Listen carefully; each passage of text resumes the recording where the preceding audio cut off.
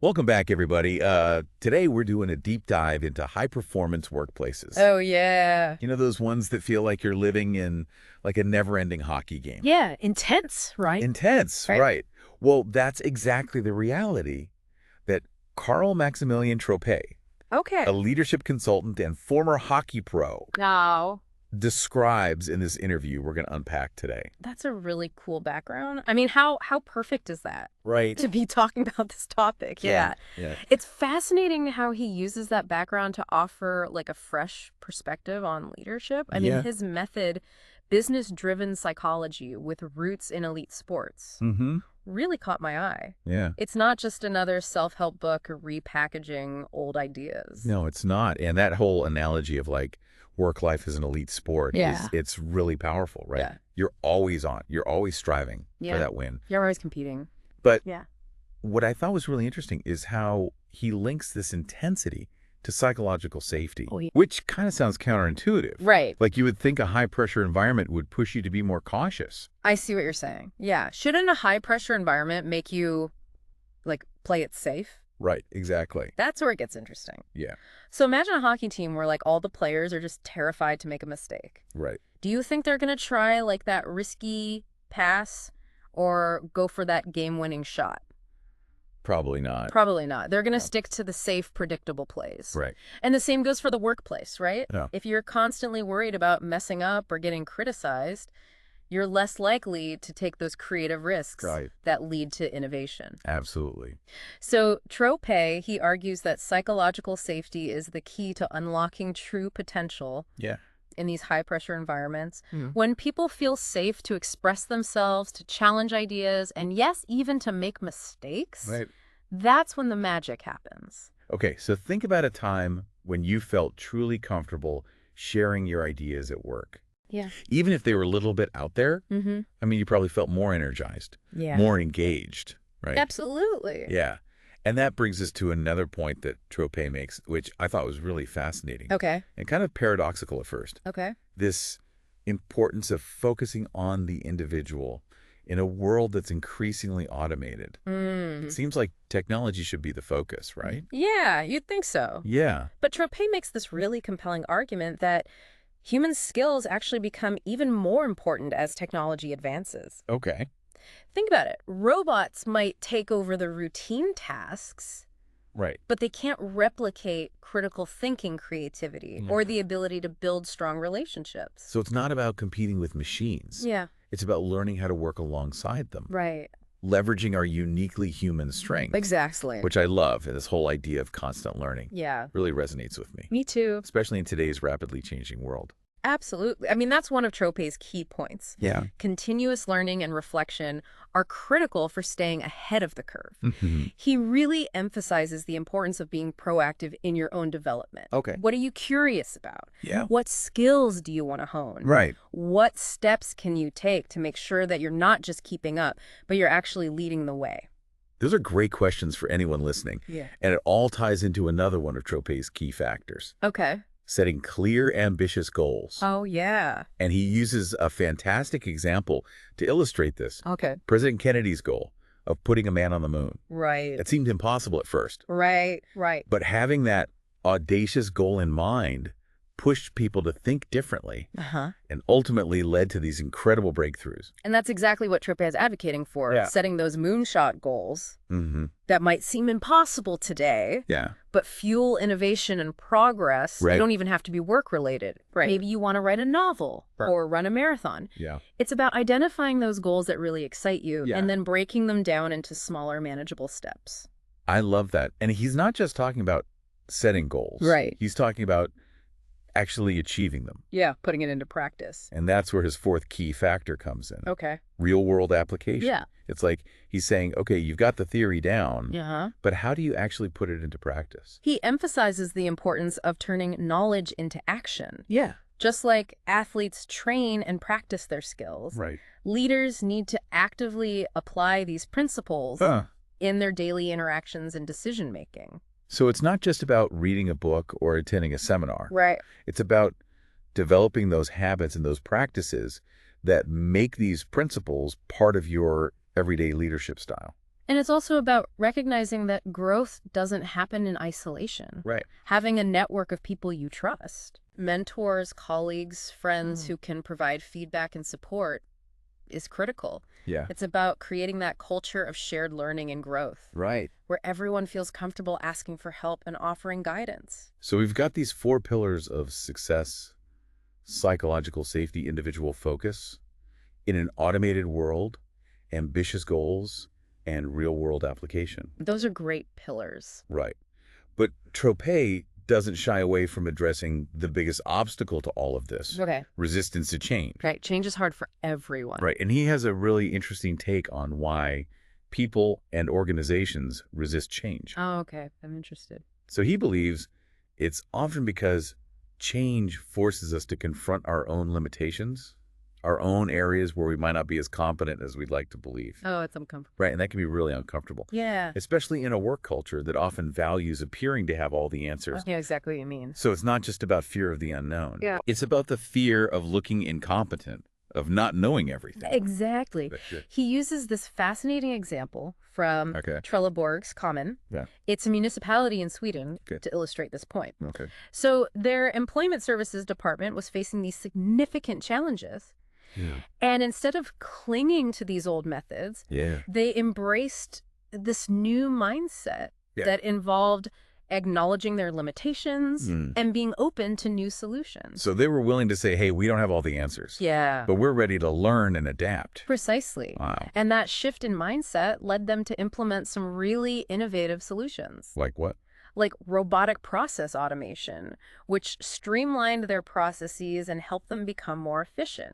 In fact, this new approach even enabled them to better handle the influx of refugees during the 2015 refugee crisis. That's amazing. Yeah, it's a powerful example of how embracing a growth mindset Mm-hmm. and acknowledging limitations can lead to positive change even in challenging circumstances. And it's interesting how Tropez's own personal journey reflects this philosophy as well. Yeah, absolutely. So he realized he wasn't going to make it to the NHL as a hockey player. Ah. But instead of seeing that as a failure, Right. he pivoted to coaching and helping others achieve their potential. Talk about turning a perceived setback into an opportunity. Right. Yeah. It's a great reminder that we don't have to be defined by our limitations. We can choose to learn from them and create a new path for ourselves. Absolutely.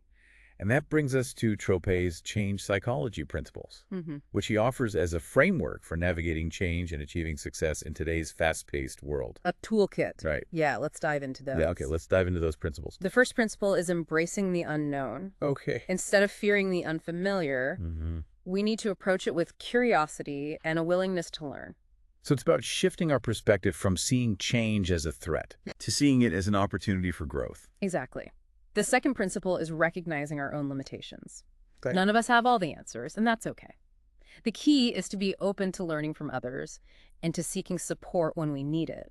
It's about letting go of the ego and embracing a growth mindset. Which can be tough. Yeah. You know, especially in a culture that often rewards individual achievement over collaboration. Right. But it sounds like Tropez is saying that this go-it-alone mentality Yeah. is actually holding us back. Exactly. His third principle is all about taking incremental steps. Okay. He argues that change can be so overwhelming Yeah. that instead of trying to do everything at once, Uh-huh. it's more effective to break it down into smaller, more manageable steps. Okay. Think about it like training for a marathon. You don't just go out and run 26 miles on day one. Right. You gradually increase your distance and build your endurance over time. That makes a lot of sense. It's about building momentum and creating sustainable change, Yeah. rather than trying to force a complete overhaul overnight. It reminds me of that saying, the journey of 1,000 miles begins with a single step. I love that. Right. Yeah. And finally, the fourth principle is prioritizing reflection and evaluation. Oh, that's so important. Yeah, it's so easy to get caught up in the daily grind that we forget to take a step back and assess our progress. Absolutely. So Tropez emphasizes the importance of regularly pausing to reflect on what's working, what's not, and how we can adjust our approach to achieve our goals. It's like taking time to sharpen your tools. Right. You can't keep using the same blunt instrument and expect to get the best results. Exactly. And it's not just about evaluating our actions, Right. but also our mindset. Are we approaching challenges with a growth mindset?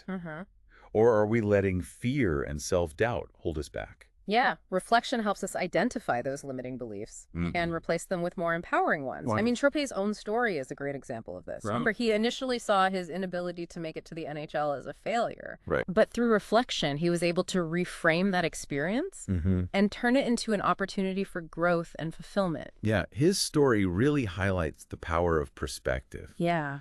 And the importance of being able to see the lessons and the opportunities in even the most challenging situations. Absolutely. It also reinforces the idea that success doesn't always look the way we expect it to. So true. Right. And it's a reminder that our greatest strengths often lie in areas we might not initially recognize. Right. I mean, Tropez's talent wasn't just in playing hockey. It was in understanding the game and mentoring others and helping them reach their potential. Right. And that's something we can all apply to our own lives, right? Absolutely. I mean, think about the times that you felt most fulfilled at work. Yeah. Was it when you were solely focused on individual achievement? Mm-hmm. Or was it when you were part of a team contributing to a shared goal, supporting each other's growth? I think Tropez's whole approach to leadership emphasizes that collaboration and the importance of creating a culture where people feel valued, respected, and empowered to contribute their best work. Right.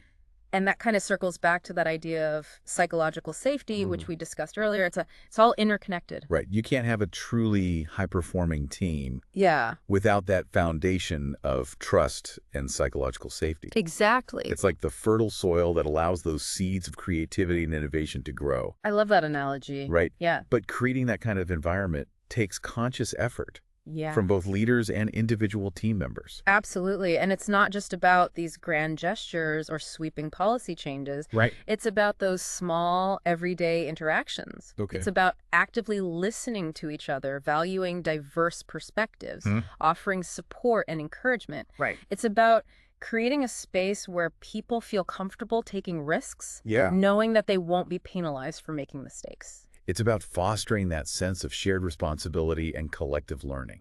It's about remembering that we're all in this together, striving towards a common goal. Absolutely. And that's a message that resonates far beyond the workplace. Yeah.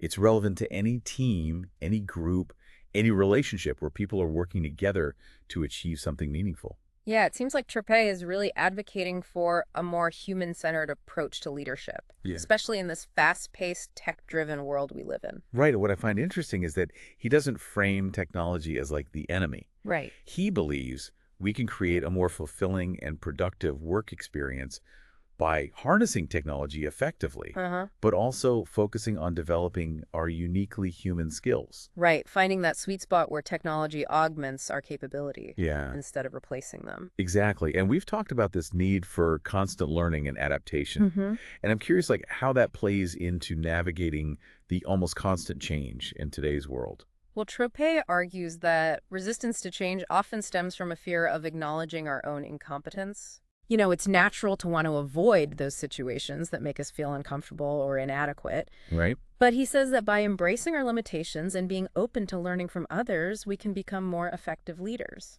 So it's about shifting from a mindset of I have to know everything to a mindset of I'm always learning. Precisely. And it's about creating a culture where people feel safe to ask questions, admit when they don't know something, right, and seek help when they need it. And that takes a lot of humility, especially for leaders who are used to being the ones with all the answers. It does. Yeah. But it's also incredibly liberating. Right. When we let go of that need to be perfect, we open ourselves up to a world of learning and growth.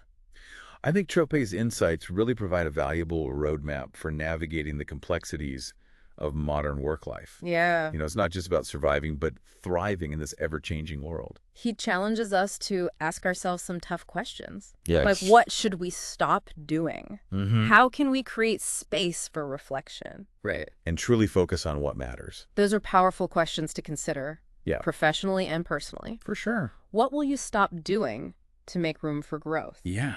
What steps will you take to create a more psychologically safe and supportive environment for yourself and those around you? Great questions. These are the questions that Carl Maximilian Tropez leaves us with, and by reflecting on them and applying his insights, I think we can all move towards a more human, more adaptable, and ultimately more fulfilling way of working and living. Couldn't agree more. Thanks for bringing this to light. Yeah, absolutely. This was a fascinating deep dive. Me too. So until next time, thanks for joining us. Yeah, see you later.